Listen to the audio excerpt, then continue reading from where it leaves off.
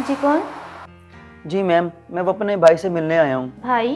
कौन सा भाई? हाँ, मेरा भाई सोना इधर काम करता है। सोना? पर मैं तो किसी सोने को नहीं जानती। हाँ मैडम, मेरा भाई। आपको कोई गलत फहमी हो रही है। पहले भी मैं 2-3 मरतबा इधर मिलने आया हूँ उससे। गलत फहमी मुझे तो नहीं हो सकती। अच्छा चले, मैं काशी भाई से पूछती हूँ। काशी भाई, बात सुने, इधर कोई सोने का पता करने आया है। अच्छा रुको, मैं देखता हूँ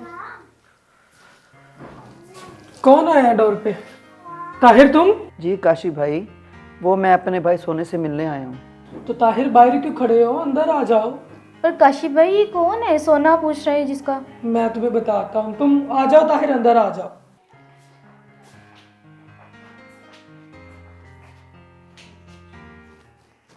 चंदा, वो लड़का नहीं हमारे यहाँ पे काम करता था, इरफान, जी भाई। उसका निकनेम सोना है और ये उसी का भाई है। अच्छा, पर भाई वो तो कब से यहाँ से छोड़ के चला गया है। चला गया?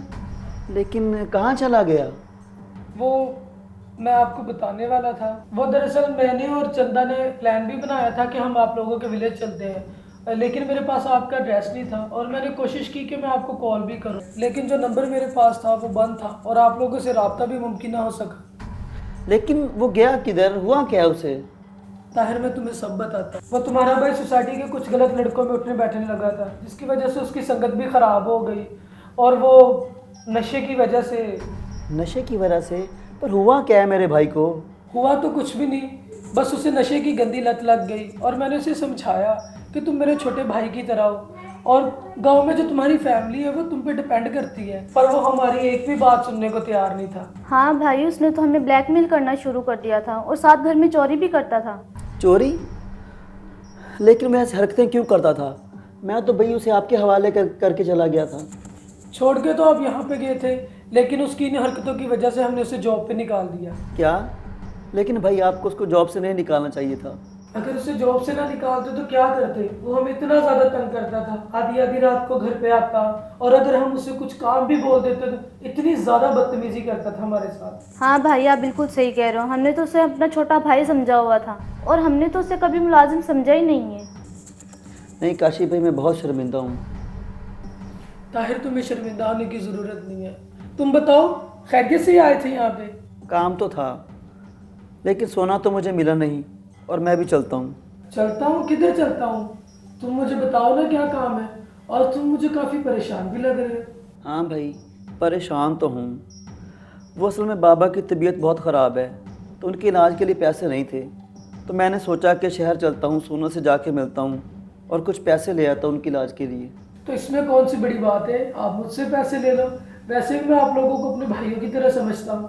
क्यों भाई, आप इनको पैसे क्यों दे रहे हो? हमारे पास इतने फजूल पैसे आ रहे हैं। पहले इसके भाई ने कितनी ज्यादतियाँ की हमारे साथ, कोई पैसे नहीं है। जी मैडम, आप बिल्कुल सही कह रही हैं। मेरे भाई ने पहले भी बहुत गलत किया आप लोगों के साथ और मैं बहुत शर्मिंदा हूँ और मैं मज़ीद आप लोगों से पैसे नहीं ले सकता, क्योंकि आपके पहले बहुत एहसान आते हैं हम पर। नहीं ताहिर, ऐसी कोई बात नहीं है, और वैसे भी मैं तुम लोगों को अपना भाई समझता हूँ। तुम्हारे बाप ने कितनी देर मेरे बाप की खिदमत की है, अब मेरा भी फर्ज बनता है कि मैं तुम लोगों के लिए कुछ करूँ। और ऐसा करो, ये कुछ पैसे लो और अपने बाप का इलाज करवाओ। बहुत शुक्रिया सर आपका।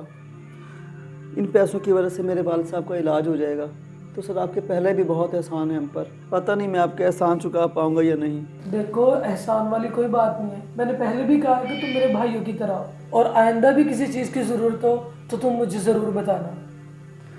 ठीक है काशी भाई, तो आपका बहुत शुक्रिया और अब मैं चलता हूँ। लेकिन काशी भाई, ऐसा है कि अगर आपको मेरे भाई के बारे में कोई थोड़ा बहुत भी पता चले तो आप मेरे गांव में इतला दे दीजिएगा। ठीक है। ठीक है काशी भाई, बहुत शुक्रिया आपका, मैं आपका एहसानमंद हूँ।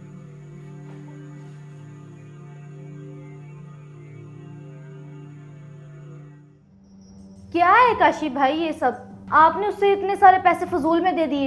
ये फजूल वाली बात नहीं है चंदा, रिश्ते सिर्फ खून के नहीं होते, इंसानियत के रिश्ते भी होते हैं। और कितनी देर उन्होंने हमारी खिदमत की है, अगर आज हम उनके लिए कुछ करेंगे तो इसमें क्या बुरा है? तो क्या भाई, सारे जहाँ का ठेका हमने लिया हुआ है। ठेके की बात नहीं है चंदा। देखो, अगर इनकी मदद हम नहीं करेंगे तो कौन करेगा? और अल्लाह का दिया हुआ और हमारे पास कितना कुछ है, अगर हम उसमें से कुछ इनको दे देंगे तो वो कम नहीं होगा।